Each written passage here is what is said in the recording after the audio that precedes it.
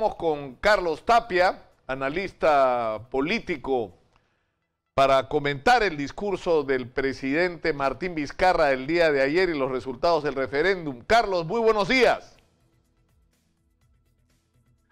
Que está muy bien las cosas que estás diciendo y estoy a tu servicio para que las preguntas. Escúchame, Carlos, ¿cuál es tu juicio en primer lugar del resultado del referéndum? ¿Qué es lo que crees tú que se ha expresado el día domingo? Se ha expresado en realidad dos factores interrelacionados. El más importante es el rechazo habido contra la mayoría congresal, contra el fujimorismo o el aprofujimorismo y todos los que están comprometidos, los que defienden a los corruptos, ¿no? Eso creo que ha sido el aspecto principal. Pero también el otro aspecto complementario es que ha aparecido un Martín Vizcarra nuevo, relativamente nuevo. El Martín Vizcarra que hemos visto desde que se dio el discurso del 28 de julio hasta la victoria del referéndum, nos expresa de que la política del país tiene cursos bastante inesperados y que ahora, con el cansancio, para no decir hartazgo de la mayoría de la población sobre la política, y particularmente sobre la representación parlamentaria, que ya dejó de representar a la mayoría de los ciudadanos, es que el camino de lo nuevo se empieza a presenciar en el país. Eso creo que es indiscutible. Es un Martín Vizcarra empoderado. ¿Qué cosa es empoderado? ¿Tú te acuerdas en política? ¿Tú te acuerdas de Clausewitz, cómo se llama el gran mariscal prusiano que escribió de la guerra, en fin, cuando dice nadie entrega en la mesa de negociaciones lo que previamente no ha perdido en el campo de batalla? Lo que ha sucedido es que tanto el aprofujimorismo con los sectores ultraconservadores han perdido en el referéndum y por lo tanto ahora es posible la concertación y la negociación porque el poder está reconcentrado ahora por el éxito del referéndum en Martín Vizcarra. Por eso somos optimistas sobre las propuestas que ha hecho el presidente Martín Vizcarra, iniciando una nueva fase del periodo político. Hemos dejado atrás ya la fase del entrampamiento, que se creía que conversando se resolvían los problemas. Nadie duda de que para resolver el problema de la corrupción e imponer la justicia se tiene que tener poder. Sin poder son palabras huecas. Y ya Martín Vizcarra tiene ese poder y por eso todos los peruanos debemos ser optimistas en el futuro. Ahora, el tema es el siguiente, es decir, si uno proyecta, es decir, lo que está pasando, Martín Vizcarra podría entrar en una confrontación que pueda llevar al cierre del Congreso y a adelantar las elecciones en el Congreso, pero ahí tienes, o sea, primero que está claro que lo que está representado en el Congreso ya no se correspondería con lo que pasaría en esta nueva elección, ¿no es cierto? Lo más probable es que el APRA no tenga ni un solo representante, ¿no es cierto? Y que el fujimorismo se reduzca a su cruda realidad de hoy. Pero, o sea, ¿con quién iría Martín Vizcarra? ¿Con Peruanos por el Cambio? Que tiene el nombre de Pedro Pablo Kuczynski grabado en la frente. Ya. O sea, a lo que voy es que te pone en evidencia que hay una tremenda crisis de representación política, ¿no? Pero claro, y yo te he felicitado porque he escuchado de ti una intervención de unos 6, 7 minutos hace algunos días que en las redes la han repetido sobre a quienes representan en realidad los congresistas actuales. Que los arequipeños se sienten representados de sus congresistas, los puneños de los suyos, lo de la libertad de los suyos. Hay una crisis de representación extrema y cuando hay una crisis de representación extrema la democracia se resquebraja. Tenemos una democracia de baja intensidad, porque la base de la democracia representativa es que los que representan a la población, a sus electores, lo hagan verdaderamente y que por lo tanto tengan el respeto de sus representados. No es así. La casi 9/10 parte de la población está en contra de los que se dicen que representan a la población. ¿En qué país puede subsistir una democracia manteniendo estas incongruencias? No creo yo que pues, estén en la agenda del día si se disuelve el Congreso, si se autodisuelve el Congreso, si se cierra el Congreso, no. ¿Por qué? Porque esa discusión era previa a la redefinición del poder en el país, y ya se produjo.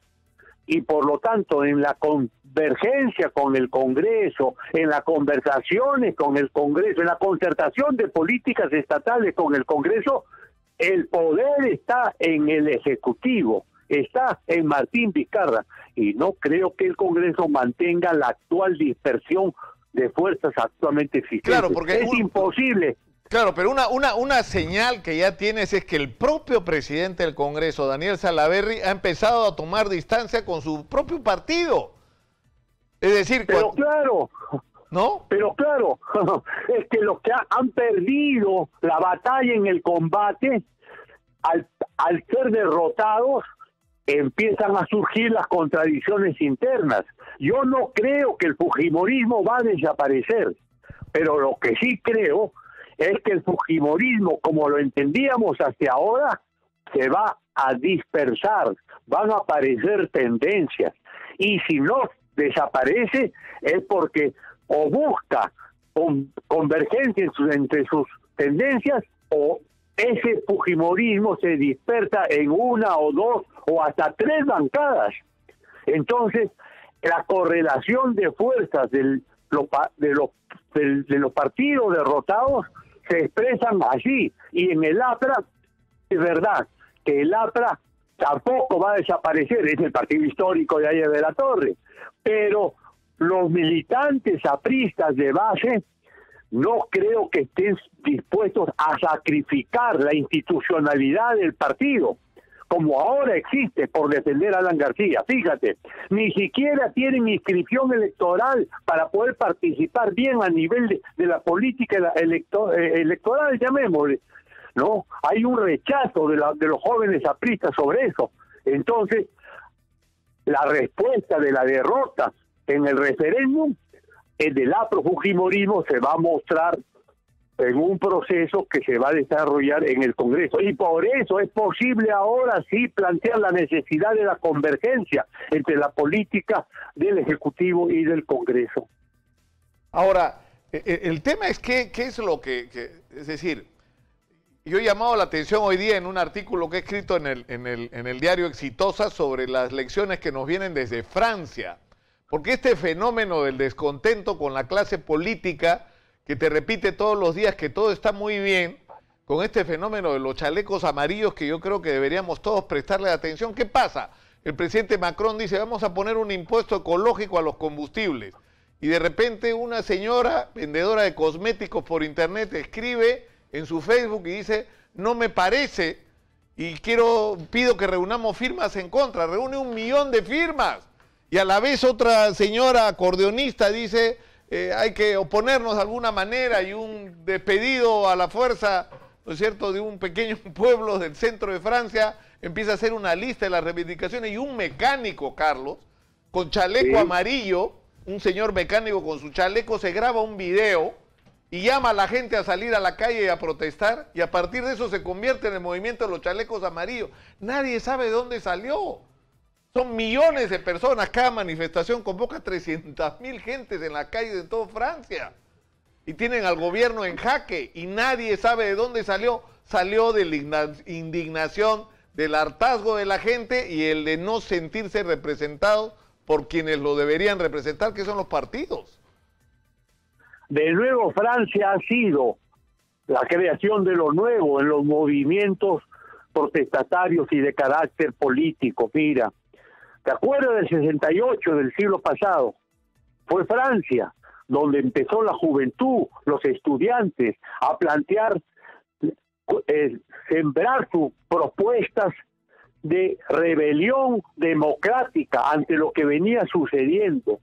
Lógicamente que la época es distinta, por algo no han pasado más de 50 años, pero los chalecos amarillos son tan importantes y tendrán un peso en la historia de toda la civilización y política del mundo occidental, porque no solamente protestan, también protestan, y muchos sabemos y reconocemos la importancia del movimiento sindical, los partidos protestatarios de izquierda, etcétera. Pero en este caso particularmente, lo que sucede es que desde un sector de la población, básicamente clase media y algunos trabajadores manuales, utilizando el término aprista, que tienen ingresos también medios, los que han decidido identificarse de una manera simple, poniéndose unos chalecos amarillos. Y con esa identificación señalan que tienen la valentía de no esconderse, sino decir, yo soy el que va a hacer esto, yo soy el que va a protestar, yo estoy en contra de tu mala política. No te olvides que han conseguido aumentar el impuesto, el salario mínimo de 100 euros, y también rebajar el precio de la gasolina, del petróleo, la gasolina que querían subirlo. Carlos, Macron les ha ofrecido aumentarles el sueldo mensualmente todo el año 2019. Y la gente no se siente satisfecha con eso. Dice, no es suficiente, queremos más. Sí, está bien. Por eso te digo, ha salido algo nuevo. O sea, es algo esperanzador lo que está sucediendo también en Francia. Que ya no son las organizaciones tradicionales. Ya, pero por eso yo la interrogante que me hago, Carlos, es en el Perú estamos enfrentados a una especie de disputas hace años entre si eres fujimorista o ahora lo que se ha puesto de moda a profujimorismo y los caviares, ¿no es cierto? Entonces cada uno tiene su corrupto favorito, o sea, unos quieren que metan preso a Keiko y a Alan, los otros quieren que metan preso a Susana Villarán, a Toledo, a Pedro Pablo Kuczynski, ¿no es cierto? Y a Humala. Pero ¿qué pasa si uno no se identifica con ninguno de los dos sectores? Si lo que uno quiere es que se resuelvan los problemas del país. Claro, esa es la gran oportunidad y responsabilidad que tiene el presidente Martín Vizcarra, porque ha sido reconocido por la mayoría de la población, en las 4/5 partes, no sé, en el referéndum, como el líder para sacar al Perú de este entrampamiento, que no es solamente falta de democracia, la corrupción, sino falta de liderazgo. Y ese liderazgo no es el liderazgo ya tradicional anterior, sino es el liderazgo desde el poder, pero para rebuscar las raíces de la situación en que nos encontramos y resolver lo malo, dejarlo de lado y construir sobre lo bueno que también existe para darnos el aliento del bicentenario. Esa es la gran responsabilidad que tiene Martín Vizcarra, el haber recibido tal tipo de apoyo inesperado en su magnitud en el referéndum, que no puede ya esconderse, no puede dejar de decir las cosas que ha dicho el día de ayer. Eso es lo más importante y positivo en el país. Dejarán de lado la confrontación ejecutivo con el aprofujimorismo, porque el poder ya se decidió. Había la confrontación y falta de negociación porque no se decidía el poder. Ahora sí está claramente definido. Y eso es una cosa que nos debe alegrar a todos, Nicolás. Yo te agradezco mucho, Carlos, por atender nuestro llamado. Carlos Tapia ha estado en la línea. Así. Y vamos a continuar, porque ¿qué es lo que debería hacer Martín Vizcarra? ¿Qué pasa si Martín Vizcarra convoca la constitución de un nuevo